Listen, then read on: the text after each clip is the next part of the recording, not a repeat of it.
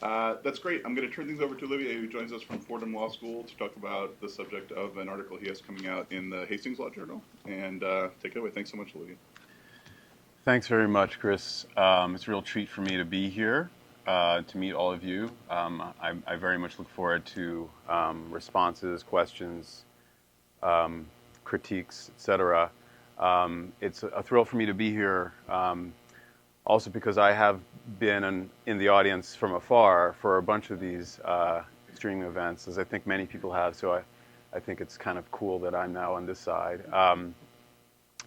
I also am a big fan of the Berkman Centers. I think the work that the center does is fantastic, and I'm particularly impressed with, and I haven't yet read, but from what I understand, the Holyoke Report kind of account of what's happening in this country and what people need to, I think, attend to in the development of community broadband projects in which cities are actively involved.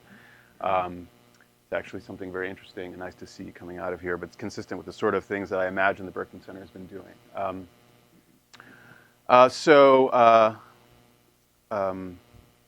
Let me start by just asserting that I assume that some of you are vaguely familiar with the paper that I've written, but that most of you will not have read it all comprehensively. Maybe you have, but it is the middle of July, and some of you have other things to do, so I appreciate that. So what I'm going to do is, I'm not going to talk about all the details of the paper, but I'm going to kind of describe the general argument, and then invite comments. I will not, however, spend a lot of time, in spite of my background, talking about the legal development of the open internet proceeding. Although I'm happy to talk more about it. That is, I'm not here to talk about whether Title II is the right place for the open internet, although it's certainly relevant for, I think, the sorts of things we can talk about. But I will say a couple things about it.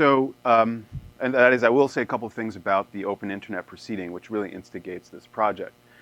And what I will say is basically what the Federal Communications Commission has announced, and that is, after over a decade of hand-wringing about what public law ought to look like, which is to say what the agency ought to do when it interprets provisions of the Communications Act with regards to broadband management, doing this for about over a decade, certainly over a decade, the FCC, after some litigation, has finally produced a rule, right, a set of rules. Essentially, in a nutshell, and I think most of you are familiar with it, the rule asserts that there will be no blocking of internet communications transmissions. There will be no throttling, which is to say user-focused limits on access to content and transmission. And no paid prioritization, which is the most recent addition to what the FCC has been thinking about in this context. All of this might fall under an umbrella of non-discrimination, but we'll talk a little bit more about this. But this is non-discrimination in the economic sense, right? In the sense of what monopolies or large gatekeepers are allowed to do. So that's all. I'm happy to talk more about the substance of the rule. I think we should, maybe in Q&A, but that's not where I'm going to go. I will say a couple legal things. I didn't hear that many lawyers in the room. I know that there are a handful, and you're probably happier that I won't say that much about the law. The one thing I will observe is that the FCC, in pursuit of this rule, has advanced a theory.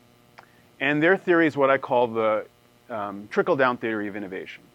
That is that if you build it, will come, right? No, it's not quite that. It's that if the applications, if people can innovate freely, the internet becomes a more attractive place. And if the internet becomes a more attractive place, providers will invest more in it. And providers invest more in it, more people will have access to the internet. This is the trickle-down theory. This is the legal argument on which the DC Circuit based its conclusion, holding that the reasoning on which the FCC relied is sufficient for review, judicial review purposes. This isn't to say that it isn't convoluted or it isn't attenuated. It's rational and not arbitrary and capricious. This really, for me, triggered a question. How on earth has the FCC gotten away with making this argument when there is surely a more direct way of addressing the problem of deployment and access, right? The FCC knows it, Congress knows it, right? They see it in fiscal policy. We see it in all manner of intervention, including preemption, to allow municipalities to develop in spite of state laws that restrict access, and restrict municipal broadband. There are ways of ensuring that all devices, irrespective of whether mobile, wireless, or fixed, are treated similarly under the law. Right? There are ways that the FCC and Congress can do this. But with regards to the open internet proceeding, the FCC has advanced this trickle-down theory. And for me, it raises a question: why? And as a legal matter, I think it was a very convenient sort of argument that's premised in or based on Section 706 of the Communications Act, which authorizes the FCC to ensure that there are no barriers to access, and investment in infrastructure is one of these things that they hold out, the Congress holds out as important, and so the innovation rationale gets the FCC there. Trouble is not the right word, because I'm happy with the open internet order. I'm glad that there is an open internet order. But it's troubling because it's a symptom, I think, of what we've seen in the past 10 years in communications policy, and that is a preoccupation with innovation or consequentialist views of what the resource the internet is supposed to be about. And for me, this works at least inconsistently or is not in tension with, but does not jibe with the thrust of communications policy, which is addressed to universality and equality. And I direct you to language in the statute. In particular, it's mostly precatory, right? It's about ensuring that there's no discrimination on the basis of race, sex, gender, national origin in the delivery of service. That's actually the driving provision. It's written not without this absolute language in the 1920s and 1930s in the Communications Act, but is amended in 1996 to include this language. And then you've got the other stuff in the statute that I say is addressed to competition, privacy, law enforcement.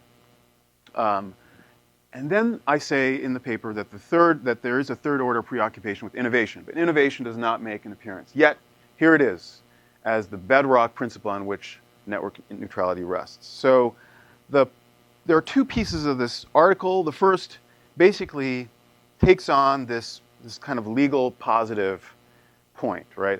The legal contortion on which the open internet rule is premised. I can say more about this, but I'll wait for discussion because it is, I guess, law and statutory.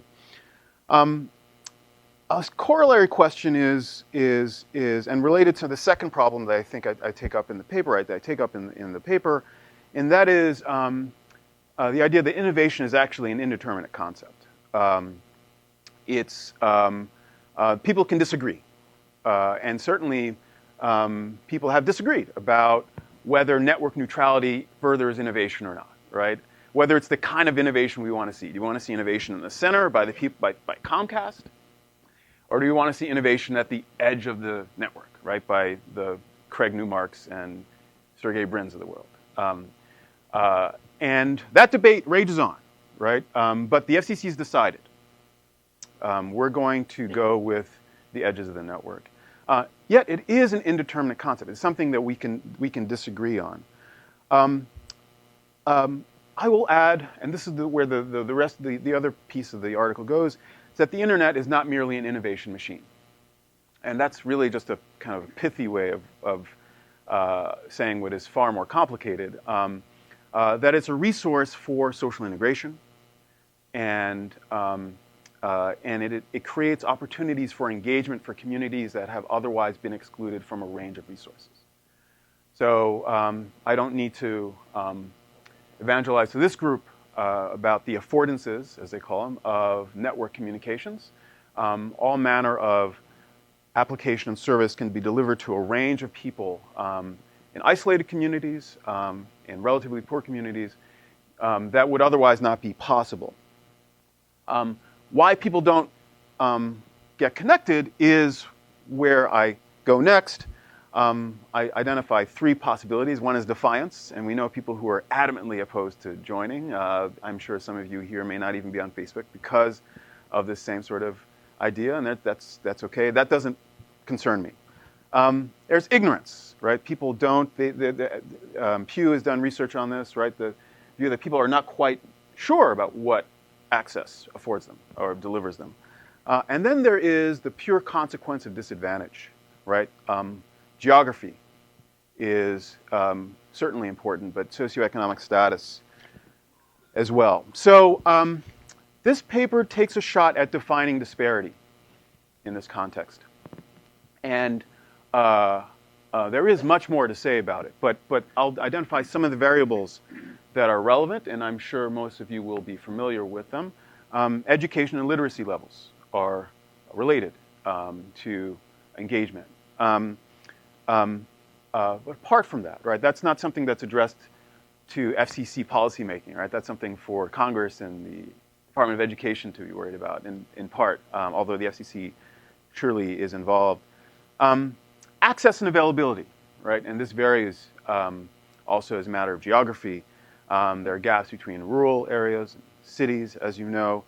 One of the most interesting gaps or disparities that I've noted is something that Phil Napoli and his co-author Obar have written about, and that is disparities between mobile and fixed. That is to say, for whatever reason, and we can speculate about that, poorer people, black people, Latinos, people in rural areas are likelier to access the internet through a wireless mobile device than a fixed device. And the way that Phil Napoli describes it, and these are contested terms, this is research, what is fixed, what isn't.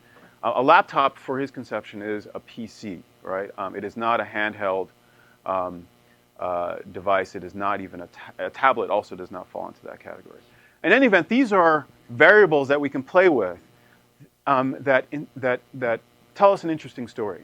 So Larry Irving, who headed the National Telecommunications Information Administration 2 decades ago, or a little less than 2 decades ago, coined the phrase digital divide. And about 2 decades ago, there was a real divide, right? As a matter, in a very significant way between in access as to different communities. People of color, low-income people had less access to the internet. That has changed substantially. Deployment has actually been occurring, and so the gap has been closing. And that's a happy story. The way in which the gap has closed, however, has been interesting. The gap has been closing because of mobile. And like I said, that's a good thing. But what happens, however, when the affordances of mobile engagement with the internet are not as immersive and broad and functional as fixed lines are? So this is another sort of variable that I posit, something that perhaps an institution devoted to ensuring that there is no discrimination on the basis of race, geography, sex, national origin, et cetera, should attend to.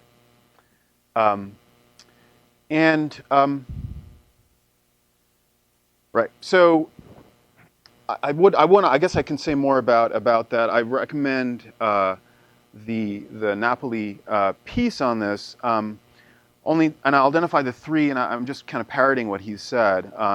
The three sort of things that distinguish mobile access from fixed, and that is, on the one hand, storage and processing capacity, although as I understand it, IBM has come up with some new chip that may change things substantially.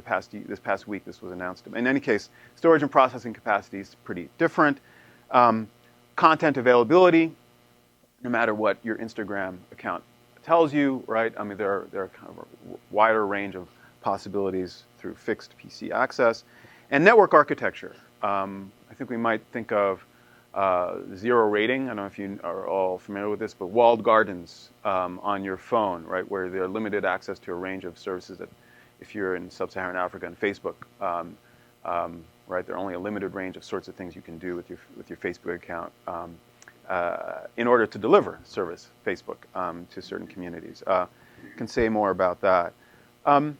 So with this background, I think this means that there are a set of variables that make the innovation argument a little more complicated. Innovation for whom? Innovation when? And so I invoke the Moore's law principle, right? That that storage capacity is increasing exponentially over time. This is good for everyone. In fact, however, the people who are benefiting from these improvements are what I call network elites. Certainly the developers at the edges of the network, but really not people on the street. But there are sociological metrics for that sort of thing, and many of you may know something about the diffusion process, right? Article written by Beal and Bolin in 1981 that talks about the ways in which service is developed from beta to obsolescence, right? This varies by technology. The innovation argument, the trickle-down theory of innovation, does not account for that variance as a matter of distribution, right? So different people have access to different kinds of applications and services and technologies, depending on the state of the technology. That's also an interesting and worthwhile point, I think, for federal policymakers to think about. So why not address disparity head-on? The FCC, to be sure, knows this, and they've been pursuing, especially in this past, with this new chairman, has been pursuing policies in this regard. And I think it's uncovered a conception of network neutrality that is addressed to equality more than this commitment to innovation. And I think that's for the better. The best way for me to explain this, I think, is to just remind you of what the open internet proceeding looked like last year.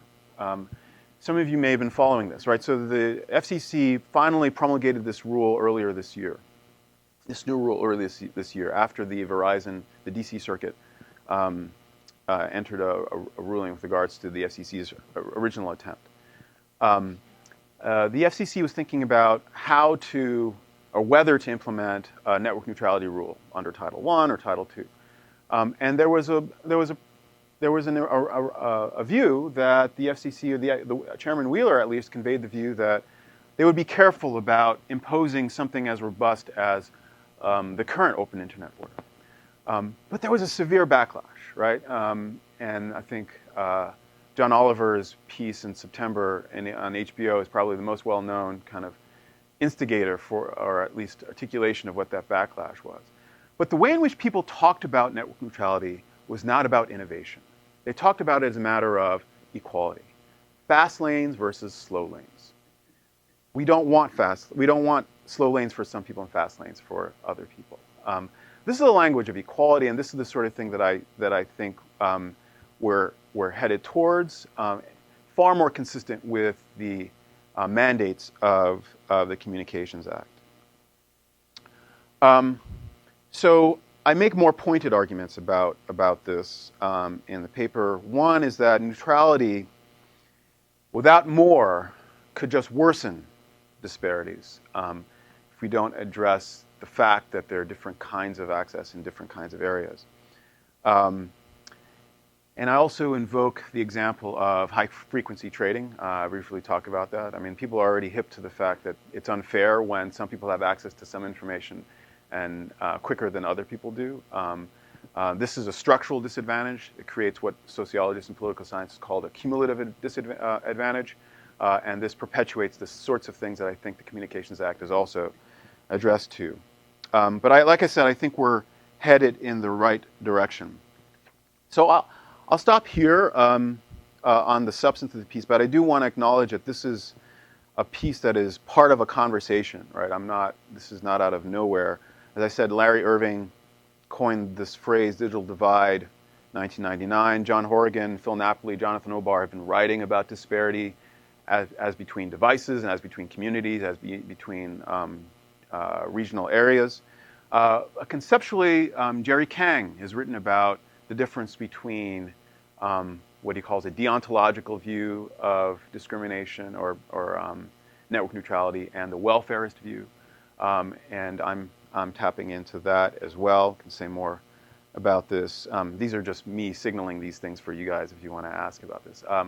I understand that this is an interdisciplinary group. And so what I'm especially interested in hearing more about is social science and network theory and the ways in which people have, to the extent they have, talked about disparities in the administration of networks. So I think I'll stop there.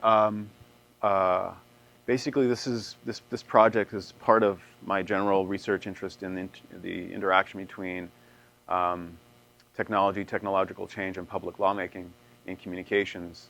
And I'm interested in actually developing a project related to the question of innovation in this area.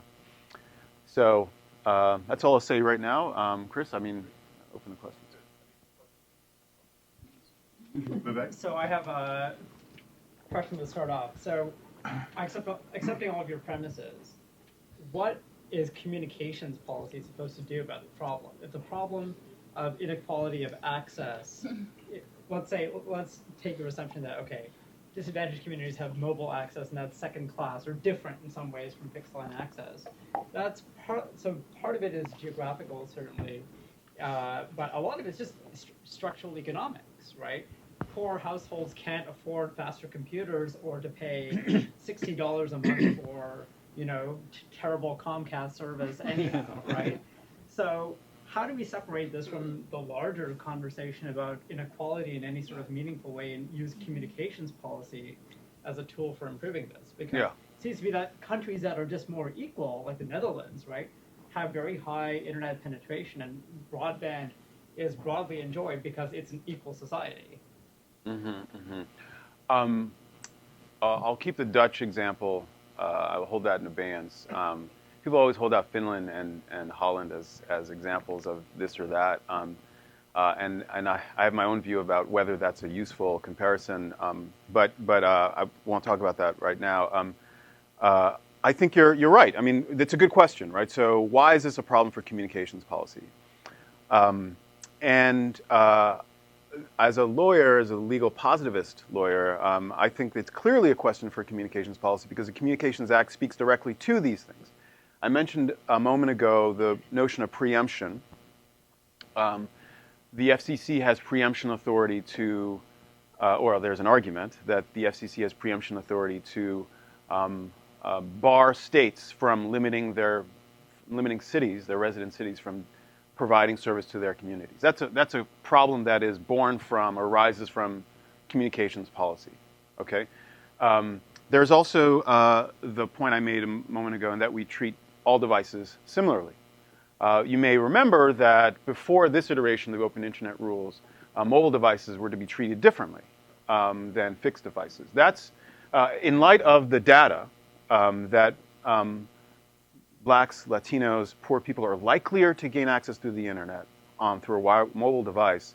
That notion is important, right? That we treat devices equally is important. So that's addressed to communications policy.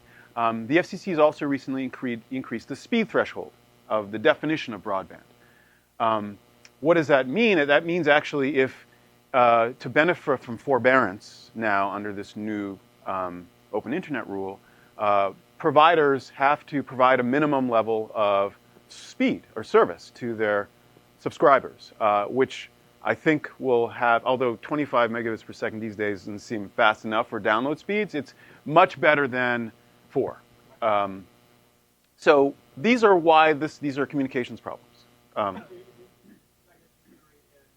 Let's raise the floor of what the telcos can provide as a minimum level of service, but we can't really address the device divide through communications policy because that's a different kind of market failure. It's a different kind of problem.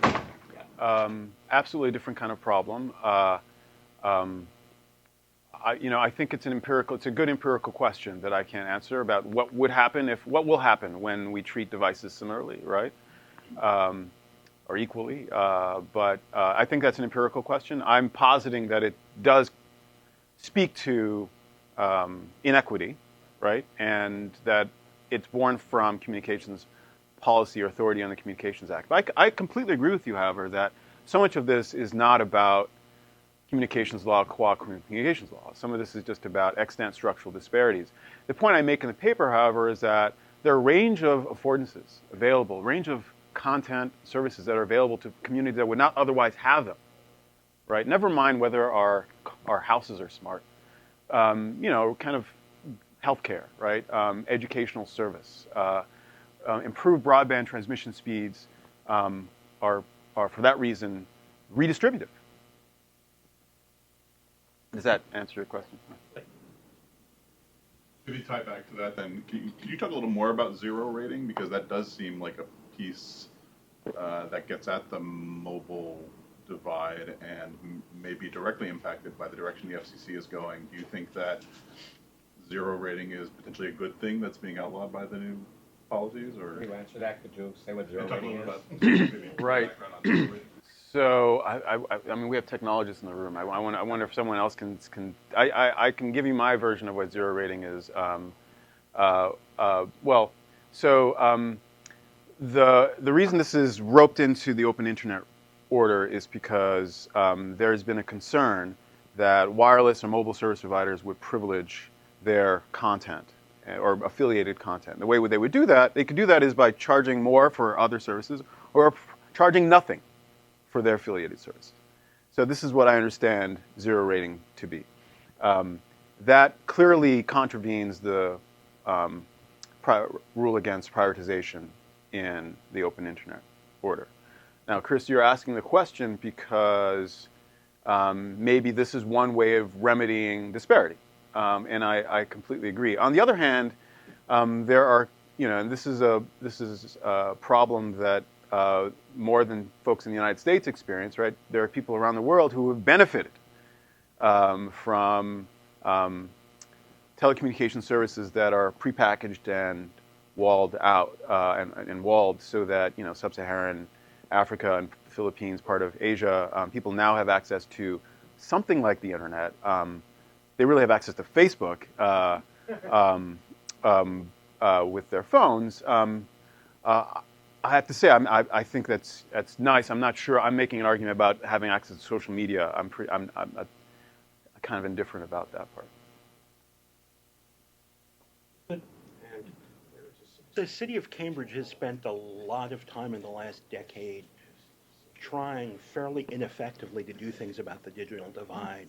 But one of the things that it has sort of succeeded in doing is thinking about the problem as wider than simple network access. And it's come to think of it as a combination of access, device, and education. I mean, it doesn't, if you've got, fixed line access, it doesn't help unless you've got a device that can use it, and unless you know how to use it. And it's tried to do things about it. Cambridge is a wealthy city, so it can afford the social welfare programs that help with the latter two parts. And there are computer training centers and, computer labs in public housing, et cetera. But the one thing it hasn't been able to crack is the access problem, because we're a Comcast monopoly. And that's, that's the stuff that requires $100 million worth of investment, something Cambridge can do that many cities cannot. And it comes down to a municipal problem, because it's our streets you have to dig up for the cables, and our telephone poles that you'd have to run fiber on. So I completely agree, and if that's what Cambridge is thinking, that's great. I mean, it has turned out that many, well-to-do communities are hip to the possibilities of community broadband. I talk about preemption because there are cities all over the country that cannot build out their own competitor service, that is a service that competes with a large ISP because states forbid them from doing it as a matter of a legal doctrine, that might be permitted, at least as an argument. And this is something that's been teed up by the FCC and will be challenged in court. But I completely agree that's a piece of the puzzle. I talk about this. I've actually written another piece called Broadband Localism that makes the argument. So it's access is also, it's part of the question is this a competitive environment, right? Are there firms that can compete and have an effect on price, cost, and deployment? Susan Crawford, who's associated with the Berkman Center, has written a lot about this, and I'm a big proponent of the argument she's made. So I completely agree. It's part of about competition law and what the requirements of the Communications Act are. I don't know if you also saw very recently, I think it was announced today or yesterday, on a coalition of non-cable ISPs are collaborating. I forgot what the name of the organization is. Maybe someone can look it up. To be a counterweight, to argue for competition, more competition. I certainly think that's a piece of the puzzle. I think it also redresses disparity, however, by indirection. I think it's part of what is required, but there are fiscal policy mechanisms that can, empower communities to develop community broadband projects, which we've seen. We saw this as a result of the stimulus bill and the preemption stuff I talked about. It speaks to this as well. So I completely agree that competition is part of the problem, or making sure there's more competition is part of the problem. But that again by indirection addressing disparity. We have a range of public social service programs that are operate on the assumption that the market is imperfect and through grant making, a whole other range of activities redress disparity on its face directly, and that's what I'm speaking more to. In other words, I don't think competition is enough. I would agree with that. I'm talking specifically about sort of municipal competition, where it's where isn't so much competition, but a municipally funded service like water or sewer or whatever. Right. And I mean, I make the argument that in a high cost of living city like Cambridge, it's as much, it's distributional in the sense that, broadband would be a cost that people in poverty would have to assume to be part of the modern age. If you could just provide that sort of lowers the pressure on the cost of living. Absolutely right. I agree. Distributional equality is sort of part of the FCC mandate, and it's in the statute. Why do you think we've done this in this roundabout way and focused on it? Yeah. So that's Chris. It's a great question. It's the thing I want to work on more on. I think it's a historical story, right? Why does innovation catch the way it does? Some of it might have something to do with this preoccupation with empiricism in legal academia and consequentialism generally. The economic modeling is kind of a very dominant sort of way of resolving public policy problems, and so that's surely a piece of it. But why the myth? Well, that's a myth. I think innovation is a real thing. It's just I'm not sure we know which direction it goes unless we direct it in a certain way. I don't know. I have just preliminary thoughts about it, but I do think the preoccupation with empiricism has something to do with it. Right. Advocates of network neutrality, Tim Wu and others who've been arguing for this, have been making the innovation argument for a long time because they know it has currency, for lack of a better word, I guess, with policymakers, in spite of what the Communications Act itself asserts.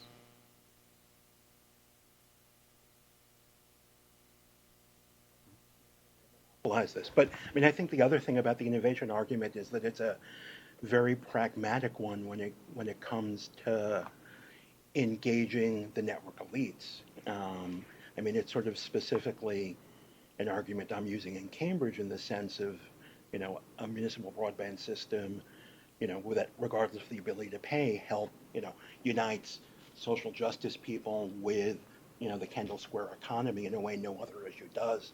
I think it also works in a broader sense where if you're saying this is about innovation, how can the Apples, the Googles, the Facebooks, et cetera, be against it? Well, let me put this a little differently. So Jerry Kang he wrote about this in 2007. He said that there are different ways to think about discrimination, and we know this because of the history of civil rights laws. There's a deontological argument for why we don't allow discrimination. That's because we're all supposed to be treated equally. That is not a welfarist consequentialist argument, right? Why doesn't that argument work in the context of the network neutrality debate? I think that's the question Chris asks. It's a good question. Is it because the audience for this stuff, the actual audience for this stuff, are networked elites? And they are far more convinced and interested in these consequentialist arguments. That might be true, but it isn't true in the context of civil rights, right? I mean, I think that's why it's worth probing the question. We care about equality. We care about universality. We care about the fact that we want everyone to be most of us at least, are integrated in our culture, and that people can lift themselves out of the circumstances in which they find themselves. These are non-consequentialist arguments for network neutrality. And why those haven't caught is an interesting question, but it's worth thinking more about. Just in thinking about the parallel with other areas of civil rights law, I mean, it's sort of interesting because actually I think a lot of the work in the civil rights sort of community recently has been pushing towards an effects-based understanding of discrimination, right? Moving away from sort of evil acts to, what are the effects on the ground? And so, it may be that those cross currents are shifting in a lot of contexts. So it's a great point, and we know this because of the recent Supreme Court decision involving fair housing, which I want to integrate into this piece. I don't think that the argument. So I'm not against consequentialism. Innovation is just a version. The pursuit of innovation is one of these consequentialists' arguments. I think that there's a way to think about consequentialist approach that accounts for disparity on the ground in the way that fair housing law does. So we can think about affirmatively furthering fair broadband access in the way we think about affirmatively furthering fair housing, in which case we would look at effects, right? So I'm not opposed to thinking about consequences. I should be clear about that. So when the innovation argument is a narrow version of what I'm focused on. Yeah.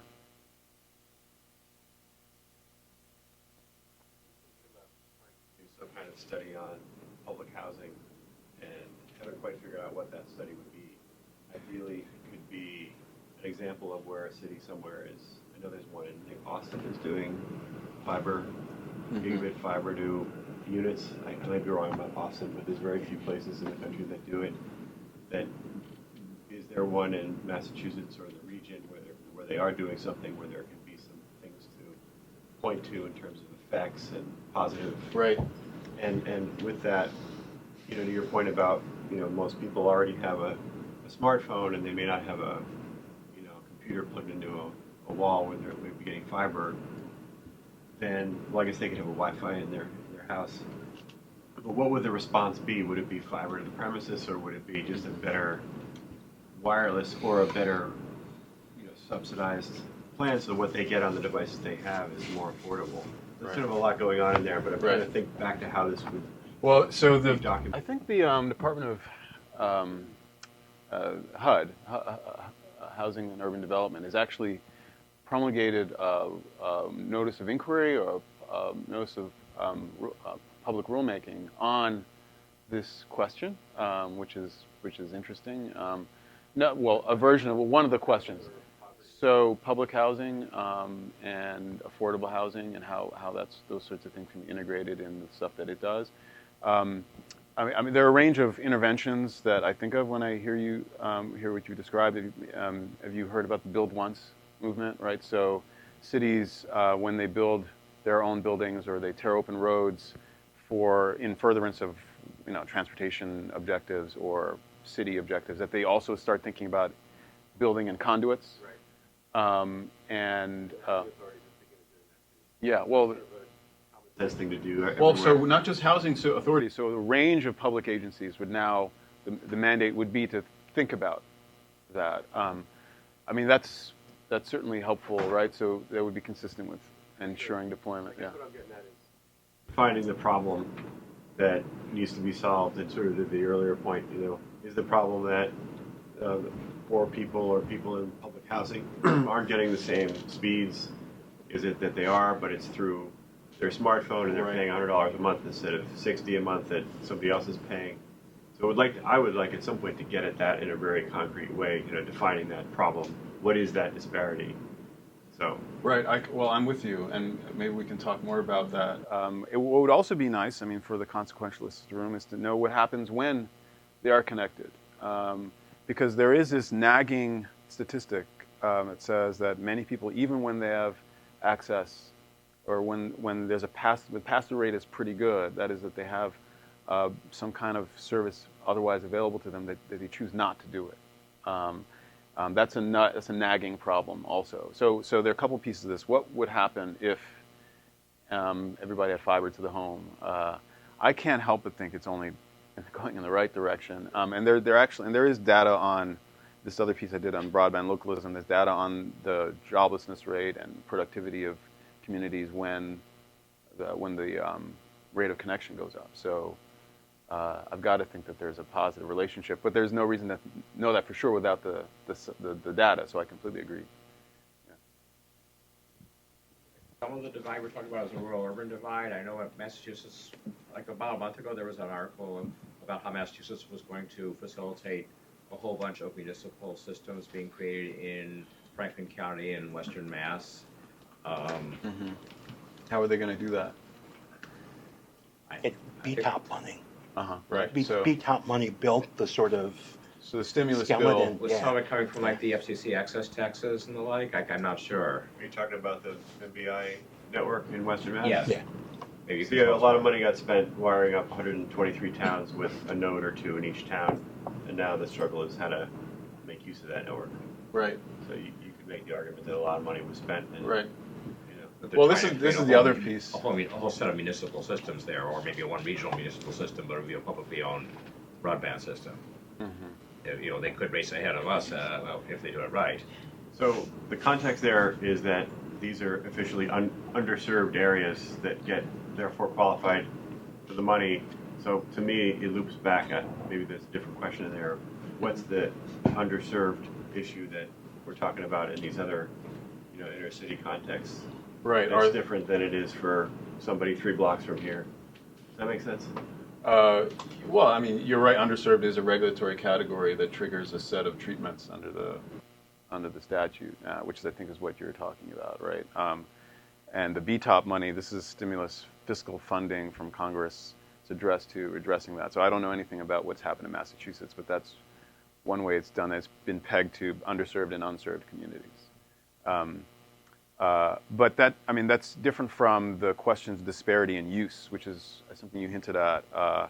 And I've actually thought about this with all these Google Fiber projects that are popping up, and people have asked the question, what happens when you have 1 gig per second service?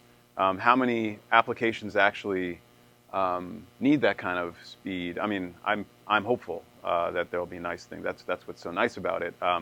But we're still asking the question, right? I mean, what sorts of advantages come with use? That down is the whole ball game in my Can you mind. give examples of people having access to service and then choosing not to use it, and that being a disparity? So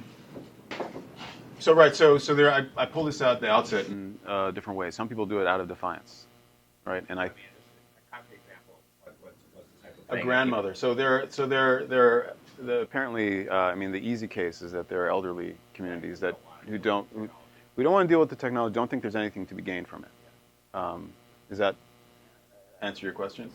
And answer, yeah. Well, and maybe you're saying that there are some people who otherwise know that they have access and choose not to, and why is that a problem for me, or why is that the problem for the Communications Act? That's a fair question. I think I'm going to rest on the theory that most people who don't access the internet do it out of, if not out of defiance, do it out of ignorance. And maybe that's too speculative for you, but that's my theory.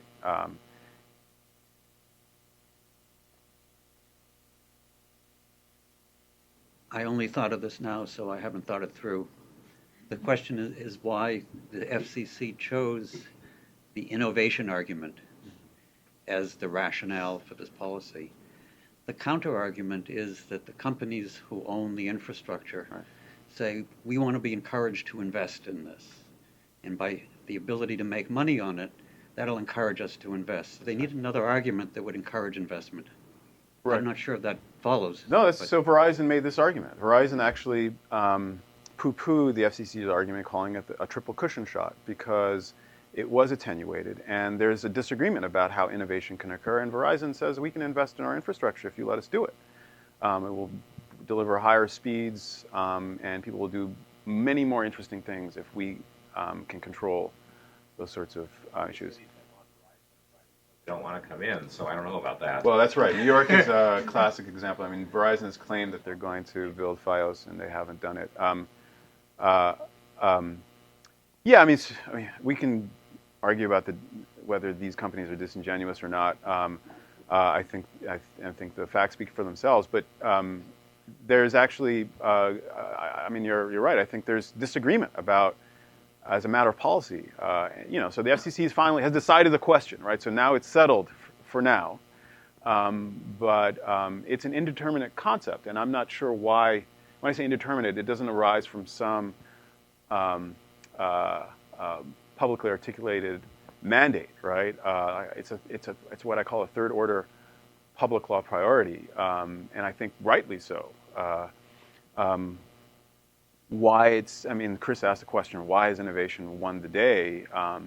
Maybe strategic, but it isn't certainly normatively coherent for me, or sufficient.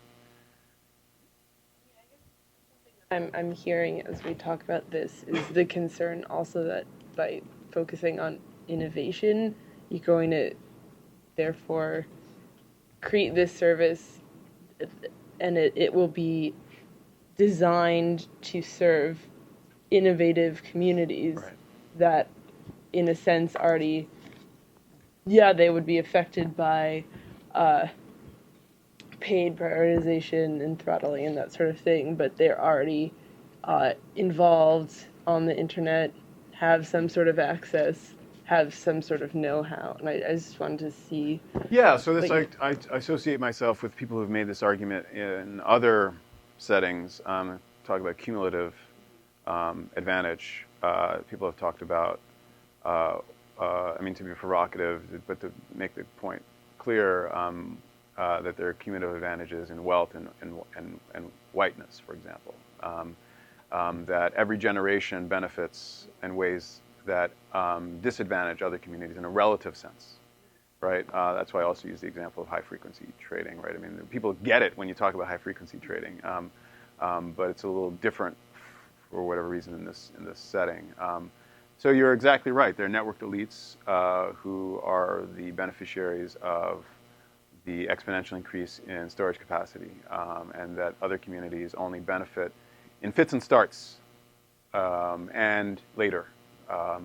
Is there a way to redress that? I think there probably are ways to do it. I'm not arguing against innovation. I'm not arguing that people shouldn't invest money in interesting ways of transmitting service or developing new applications. But as a matter of public law, I'm not sure it is the sort of thing that the Communications Act is addressed to.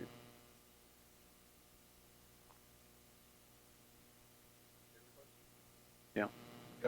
That's sort of a trivial example. Through the beneficence of Harvard giving me the day off before July 4th, I was listening to the radio, and they were interviewing the head of the security services for the state. I don't remember the name of the agency, talking about what you could and couldn't bring to the Esplanade for the 4th of July fireworks. And he rattled off 2 or 3 things and then said, if you want to know the whole list, go to our Facebook page. And I'm wondering if the states are going to insist that that's the way they're going to communicate, if we can somehow use this as a wedge to get in to the question of public access and more access. I mean, I was just floored, frankly, because he had like another 5 minutes of the radio interview. It wasn't like they were cutting him right off. Right. So Right. he could have rattled off the 10 things instead of the 2 things, go see our Facebook page. Yeah. I mean, I don't think there's anything wrong with directing people to the Facebook page, but there you are in radio in a pretty accessible format. Exactly. And I'm wondering, if that's some kind of hook we can be driving. Whether it's Facebook page or a web page, the point is that more and more the state is communicating via the internet with no other.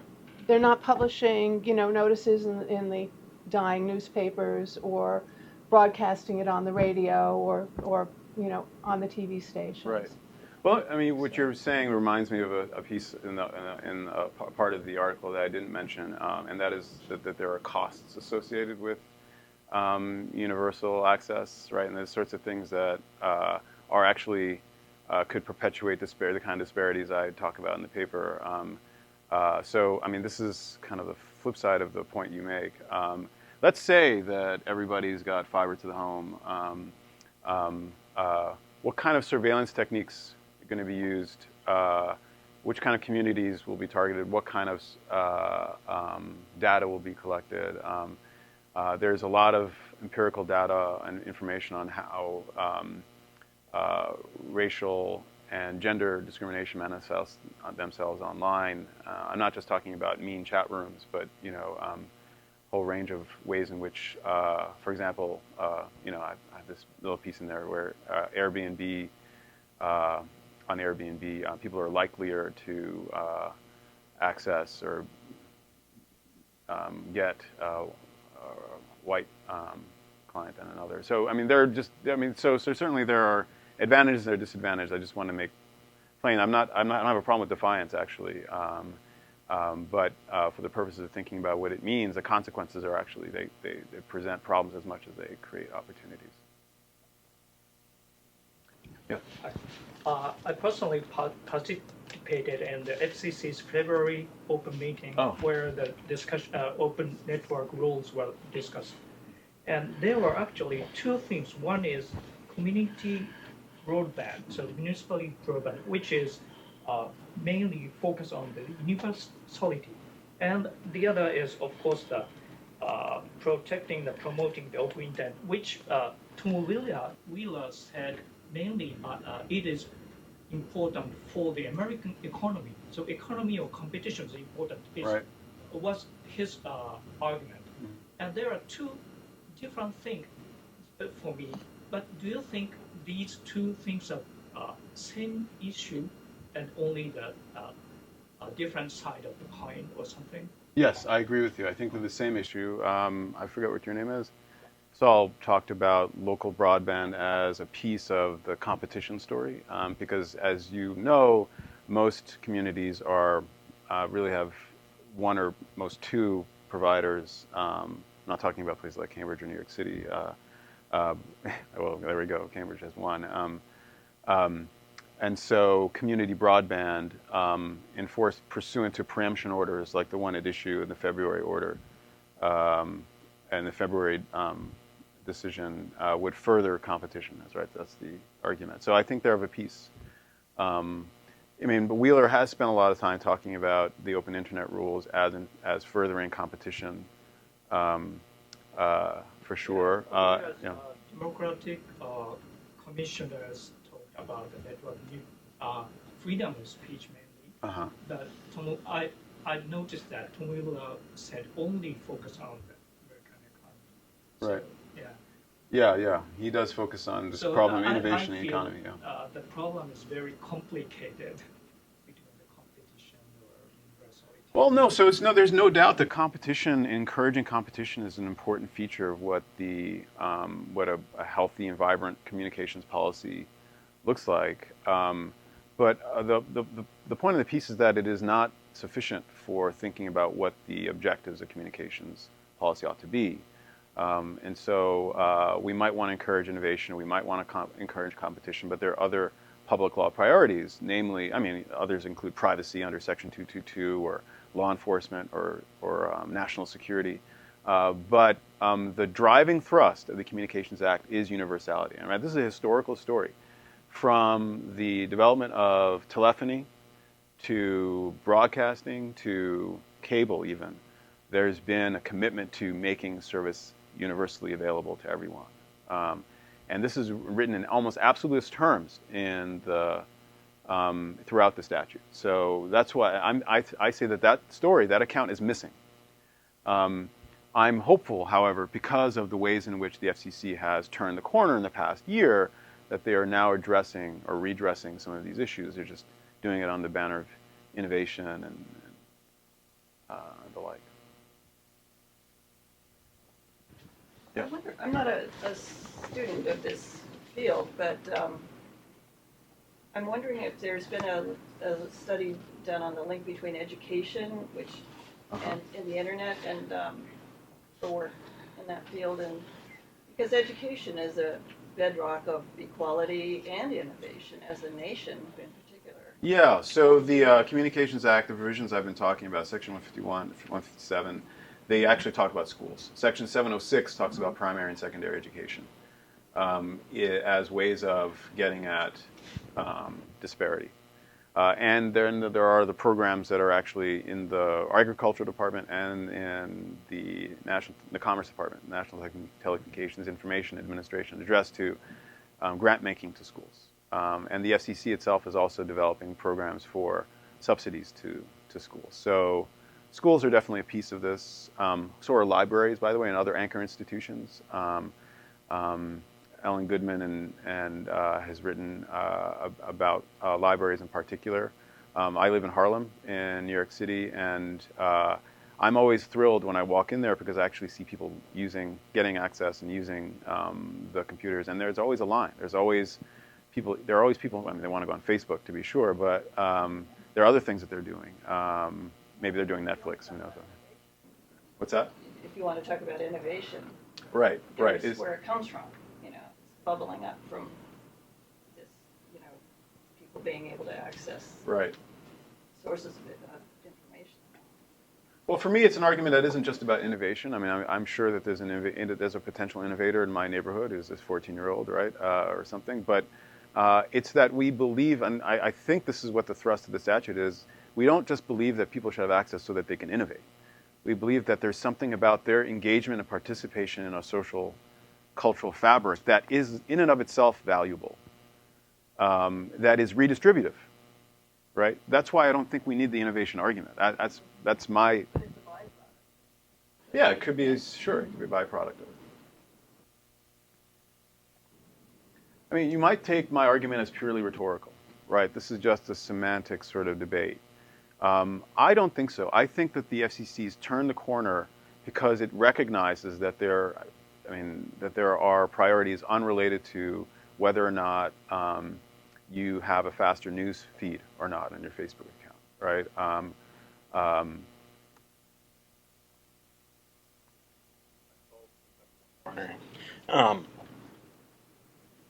With respect to education, that's one of the arguments against mobile devices. I mean, not being equal, kids can't really do their homework on smartphones. But I mean, I think the competition argument is at least as much of a Trojan horse as the innovation argument. I mean, who can be against competition? Right. I spent some time this summer talking to folks for Coalition for Local Internet Choice, which is the group that's lobbying against, the state preemption statutes, et cetera. And that's made up of a whole bunch of municipal broadband advocates. So they're not really, yes, they're for competition, and they won't be upset if, some private group comes into a city and provides better, service at a lower cost. But really, this is, clearing their way in their minds for letting cities do what need to be done. Or communities. As Well, they say. communities, right. Yeah, absolutely. So this is consistent with this idea of democratic, promoting a democratic culture. Yeah. I mean, thanking Olivia for making it.